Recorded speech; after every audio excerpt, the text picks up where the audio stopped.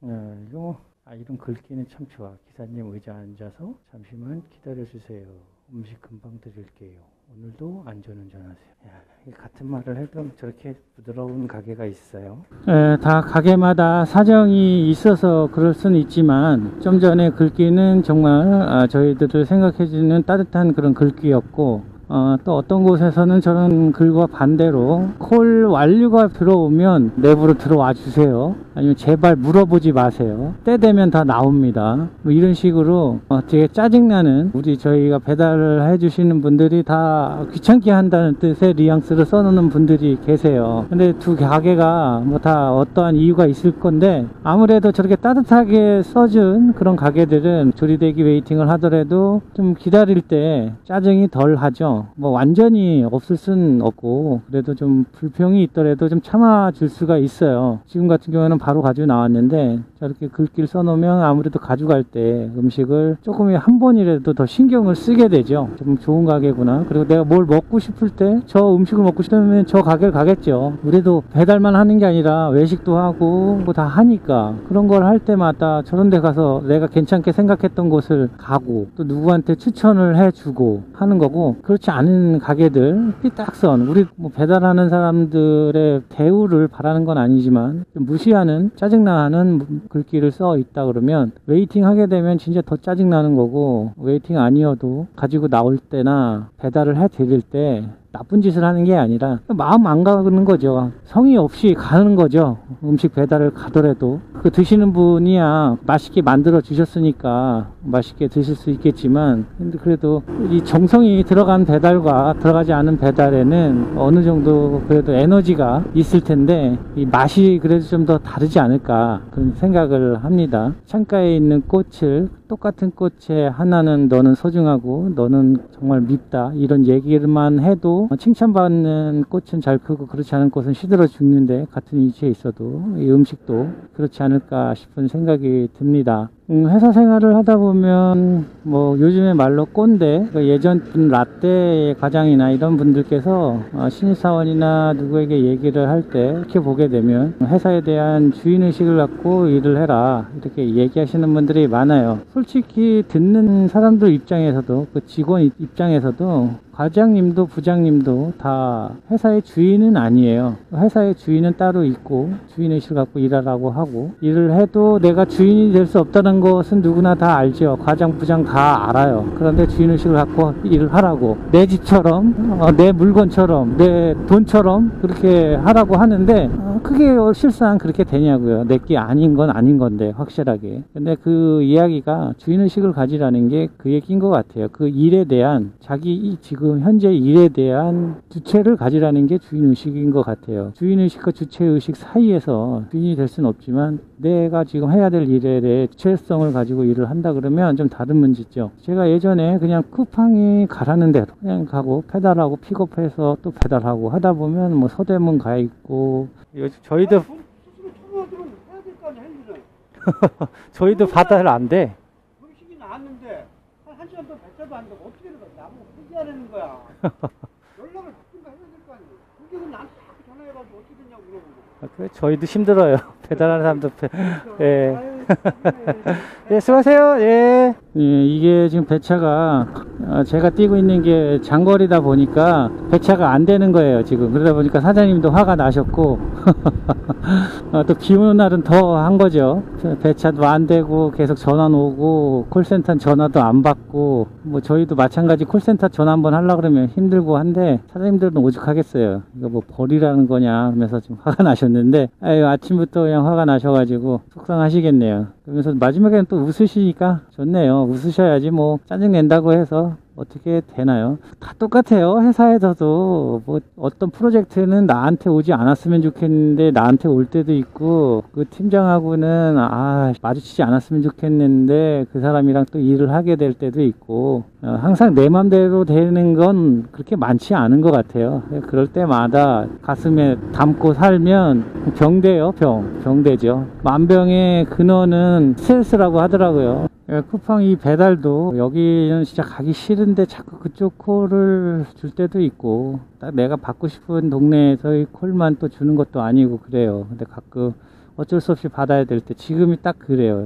제가 이 왕십리 쪽 안 나오려고 하는데 결국에 이쪽으로 나왔어요. 지금 콜을 받아서 콜비가 괜찮아서 받았고 이제 여기서 바라는 거죠. 또 넘어가지 말고 반대 방향으로 이 콜이 들어오기를 바라면서 이제 가는 건데 어떻게 될지 모르죠. 이 상황은 아무도 몰라요. 쿠팡 이치가 어떻게 나한테 콜을 배정해 줄지는 생각만이라도 이제 그렇게 가는 것이고, 콜이 들어왔을 때 예전에는 그냥 주는 대로 갔다고 말씀드렸었잖아요. 그러면 서대문에 가 있고 홍파동에 가 있고 이제 평창동 넘어서 다시 또 한 바퀴 돌고 하는 이 말도 안 되는 콜을 뗐단 말이에요. 그게 뭐냐면 시키는 대로 일을 했기 때문에, 내가 가기 싫은 곳을 정하고 그걸 내 주체적으로 일을 했다면 그렇게 쿠팡에게 끌려다니는 시계추 마냥 그런 일은 하진 않았겠죠. 네, 역시나 첫 번째 콜을 완료하니까 멀티콜이 들어왔는데 혹시 제 생각과는 다른 콜을 주네요. 금호동 쪽 갔다가 한남동으로 넘어가는 그 콜이네요. 여기 쪽으로 오게 되면 이쪽으로 안 끌고 갈 수가 없겠죠. 쿠팡이 그쪽에서도 콜이 있고 한남동 쪽에서 이쪽 금호동 쪽에서 시켜 먹는 콜들이 좀 꽤 있어요. 자, 다시 콜이 들어옵니다. 다시 보겠습니다.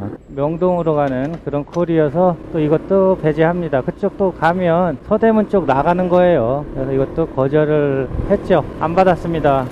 예, 또 콜이 떴는데 이번에는 해화동 쪽으로 가는 콜이어서 받았어요. 이 해화동 쪽으로 해서 다시 한성대로 넘어서 성신대 지나서 기름동 쪽으로 넘어가려고 콜을 받았어요. 근데 그쪽으로 계속 유도를 해줄지 모르겠네요. 예, 지금이야 이쪽을 이렇게 안 나오는 거지.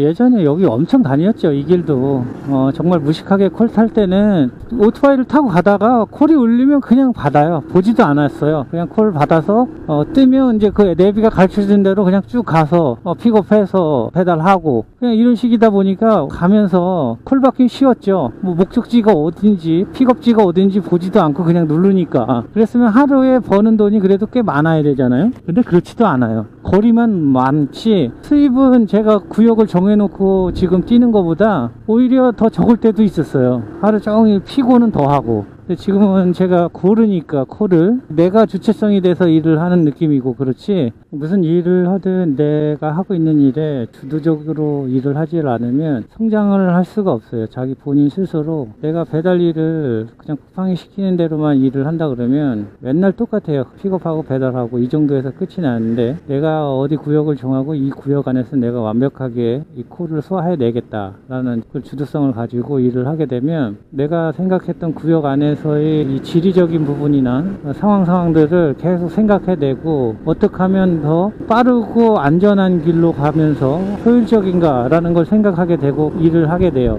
그리고 어떤 가게들을 다 파악을 하고 이 가게는 어느 정도 가야 픽업이 되겠다 뭐 이런 식으로 자기가 생각해서 결정할 수 있는 일이 생겨요. 그냥 주는 대로 끌려다니는 게 아니라. 그렇게 일을 하다 보면 이 일을 하면서 또 다른 생각들을 하게 되고 일을 만들어요. 제가 약간 그런 상황인데, 이 철학은 뭐 똥에다가 붙이면 개똥 철학이 되고요. 모든 배달에다가 갖다 붙이면 배달 철학이 되고, 건강에 갖다 붙이면 건강 철학이 되고 그래요. 일을 하면서 배달 일만 하는 게 아니라 다른 생각들도 하고, 여기서 이 일을 하면서 배울 점은 뭐고 고민해 봐야 될 부분은 뭐고, 필요 없는 생각 같지만 배달하는 일만 하는 것보다는 훨씬 자신에게 스스로 성장할 수 있는 방법이 되기도 할 것 같아요. 그러다 보면 성취감도 좀 생기고, 오늘 하루 일하면서 내가 어제보다도 좀 나은 내가 된 그런 성취감, 어제 5만원 벌었는데 오늘 10만원 벌었다 이런 성취감도 물론 있겠지만, 그런 부분 빼고 삶을 살아가면서 좀 긍정적으로 변해가는 그런 나아지는 모습이 생길 수도 있을 것 같아요. 제가 그렇게 돼가고 있으니까요. 저는 우울증을 하면서 어떻게 하면 이 우울증을 빨리 치료를 하고 그런 우울감에서 벗어나고, 뭐 지금 계속 우울하다는 얘기가 아니라 다시 찾아오지 않고 계속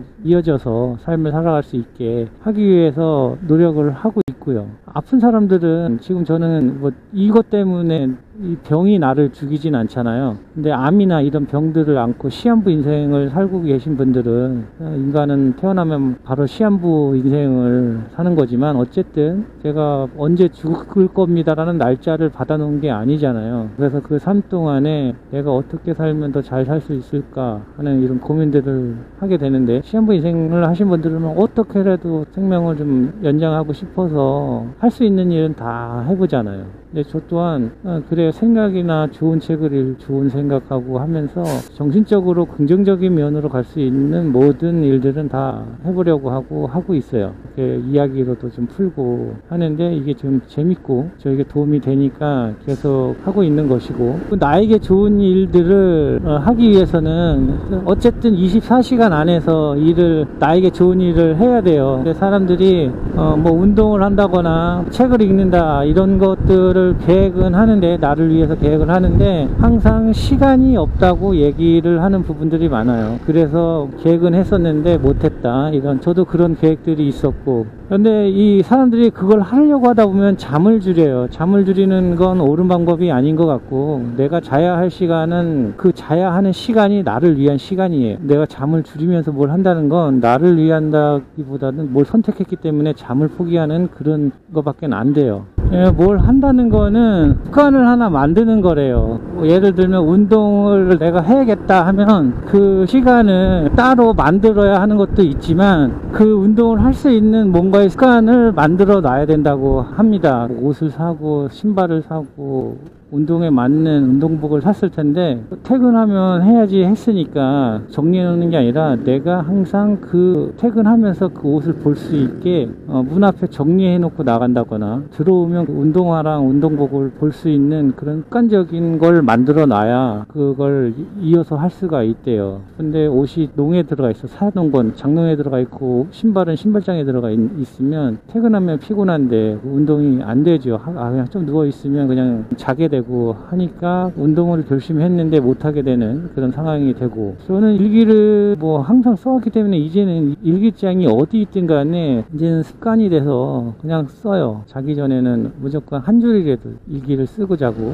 이게 습관이 돼서 그런 거고. 근데 이 일기 쓰는 게 습관이 안 되신 분들은 일기장을 머리맡에 두고 자는 버릇 해놓으면 일기를 계속 쓰게 돼요. 내가 일기를 쓰고자 했던 마음이 있다면. 왜냐면 누우면 일기장이 내 머리맡에 있기 때문에 쓰게 된단 말이에요. 그래서 그런 습관을 들여놔야 나중에 일기를 계속 쓰게 되고, 저 같은 경우에는 요즘에 또 시작을 한 게, 누구나 다 감사 노트라는 걸 아실 거예요. 근데 전 일기에도 내가 감사한 면을 쓰는데, 그거와 별개로 감사 노트를 다시 쓰게 됐어요. 책 정리를 하다 보니까 그 노트가 책 사이에 얇은 노트였었는데 꽂혀 있었어요. 그래서 그걸 발견하고, 이걸 썼었구나 내가, 그러면서 다시 그걸 쓰기 시작을 했는데, 그 전에 제가 여행을 하면서 이 영어를 계속 놓으면 안 되겠다라는 생각이 들었거든요. 그러니까 영어를 문법을 막 잘 알고 이런 게 아니라 안 쓰니까 자꾸 어휘를 까먹는 거예요. 글자로 낼 수 있는데 또 발음이 안 되니까. 알고 이렇게 오랫동안 공부를 했는데 말을 못하고 어휘가 좀 딸리니까 단어를 모르는 거죠. 영어는 단어만 알면 다 어떻게든 해결이 되는데 잊어버리는 거죠. 그래서 영어 공부도 좀 이제 해야겠다라는 생각을 했는데, 그 감사 노트를 발견하면서 시간을 만들어야 되잖아요. 화장실에 갈 때 가지고 갈 수 있게 그 화장실 옆에다가 놨어요. 그래서 내가 화장실을 간다, 아침마다 가는 일이거든요, 그건. 그래서 갈 때마다 그 감사 노트를 가지고 들어가게 해놨어요. 들어가서는 그 일도 보면서 감사 노트를 쓰는데 영어로 씁니다. 일단 내가 감사한 마음을 영어로 내가 영작을 해봐요. 그래 놓고, 요즘엔 어플이 잘 돼 있으니까 외국어 앱들 많잖아요. 그래서 그걸로 제 장문을 돌려보는 거죠. 그래서 이게 맞았나 틀렸나를 확인을 하고, 맞았으면 이제 노트에 펜으로 적습니다. 감사 노트를 하면서 영어 공부도 하는 그런 방법을 만들어 놨는데, 이거 계속 꾸준히 할 거예요. 저는 도움이 되는 거니까 저한테. 그리고 내가 해야겠다는 생각이 필요하다는 생각이 들었으니까 계속 할 건데, 이런 식으로 그런 조그만 습관들을 빈틈에서 끼워서 하다 보면 그게 제가 성장하는 길이 되고 한다고 합니다. 근데 누군가는 아마 그럴 겁니다. 배달 일을 하면서 무슨 철학이 있어, 뭘 배달해서 뭘 배우기를, 이렇게 얘기하시는 분들도 있을 수 있는데, 모든 일을 하다 보면 그 일 속에서 뭔가 알아낼 수 있는 게 있어요. 깨달음이 있어요. 그 일에서 뭔가 분명히 있어요. 똥을 푸더라도 똥 푸는 철학이 있는 거고, 다 그 안에서 나도 모르게 나를 성찰할 수 있는 그런 부분들이 나타납니다. 그래서 이 배달 일을 빗대서 다른 이야기를 해줄 수 있는 지식이 아닌 지혜, 삶의 지혜라든가 이런 것들이 생기는 부분이 분명히 있습니다. 그리고 감사 노트도 마찬가지로 이 그냥 어떤 필자가 그렇게 해서 만든 게 아니라 교도소에서 실험을 해서 이 감사 노트가 나오게 된 거예요. 평을 오랫동안 살고 있는 사람들에게 감사 노트를 쓰라고 시켰는데 지금 장난하냐, 내가 여기 교도소에 와서 무슨 감사할 일이 뭐 있다고 그러느냐. 처음에는 되게 부정적이었다고 합니다. 계속 써보니까 어떤 수용자는 자기 교도관이 자기 이름을 불러준 것 자체도 고맙다 라고 쓰더래요. 감사 노트에. 그 정도로 사람들이 변화해 가는 모습을 보고 이 감사 노트가 나오게 된 건데, 그렇게 되는지 안 되는지 생각만 해선 모르는 거예요. 해봐야 아는 것이고. 그래서 저도 해보면 감사한 일들이 계속 생각이 날 것 같고 마인드 자체가 좀 긍정적으로 바뀌어갈 것 같아요. 그래서 한번 해보려고 하는 거고, 제가 왜 그 책을 하다가 그 책꽂이에 꽂아 놨는지는 모르겠어요. 아마 이런 습관적인 걸 하지 않았기 때문에 그렇겠죠. 마음만 먹었고. 근데 지금은 다시 마음을 먹고 그걸 할 수 있는 습관, 화장실에 갈 때 가지고 갈 수 있는 습관을 만들어 놨으니까 한번 그걸 토대로 해보고, 정말 노트를 썼는데도 부정적인 생각만 든다 그러면 내가 그거에 대해서 이야기할 수 있는 거니까 이거는 거짓말이다, 내가 해보니까 아니더라, 이렇게 얘기할 수 있는 건데, 안 해보고 안 될 거야 라고 생각하는 건 좀 아닌 것 같아요. 저는 해보려고 하는 거고, 누구에게 이걸 강요하고 싶어서 이야기하는 건 아니고, 제가 이렇게 할 것이다 공포를 하는 거죠. 그래서 제가 그 감사 노트를 쓴 걸 나중에는 한번 영상으로 제가 읽던지 사진으로 캡처해서 올리든지 한번 영상으로 올려보도록 하겠습니다. 단어를 이렇게 알면 쓰기는 하는데, 저는 여태까지 원어민 선생님하고 수업을 해본 적이 없어요. 영어를 전공하신 한국인 선생님들과 교수님들과 수업을 했지 원어민과 그렇게 많은 시간을 대화해보지 못하다 보니까 제가 생각해도 좀 구려. 영어 발음이. 제가 해외 나가서도 그냥 의사소통을 평소에 할 때는 어떻게든 하는데, 만약에 호텔에서 룸서비스라든가 어떤 뭐가 필요해서 이야기를 할 때 들리는 게 안 들려요, 잘. 그거는 뭐 계속 듣고 하는 수밖에는 없어요. 우리 아이들만 봐도 R과 L의 차이를 발음하면 알아요. P와 F 사이 그 발음도 확연히 아이들은 틀린 거를 찾아내고요. 근데 저는 모르겠더라고요. 별로 내가 아는 단어는 모르겠는데 모르는 단어들은 그 차이를 모르겠어요. 또 원어민이 하면 더 그렇겠죠. 저희 학교 다닐 때만 해도 뭐 말하기보다는 외우고 쓰는 거, 가로 안에 채워 넣는 그런 방식의 영어 공부를 했기 때문에 아마 지금 그때 외웠어도 다 많이 잊어버리고 하죠. 아마 스펠링 시험 보면, 단어 시험 보면 거의 뭐 낙제 아닐까요? 이제 하도 안 쓰니까. 전 제 삶에 점수를 주면, 제가 우울증에 너무 깊이 빠져 있을 때는 정말 내가 빵점일 줄 알았어요. 제 점수 자체가. 그런데 지금은 100점은 아니어도 90점은 내가 될 것 같다. 근데 나는 100점짜리를 원하는 게 아니라 90점으로 생각하는 내 마음이 다음에는 91점이 될 수도 있고 92점이 될 수 있게 계속 올라갔으면 좋겠다, 이런 생각을 가지고 살아가요. 겁나 밥맛 없고 재수 없을 수도 있는데요. 그거 어쩔 수 없습니다. 저는 이렇게 살게 태어났어요. 사랑받기 위해 태어난 사람, 그런 것처럼 그렇게 태어났기 때문에 그렇게 될 수밖에 없거든요. 죄송합니다.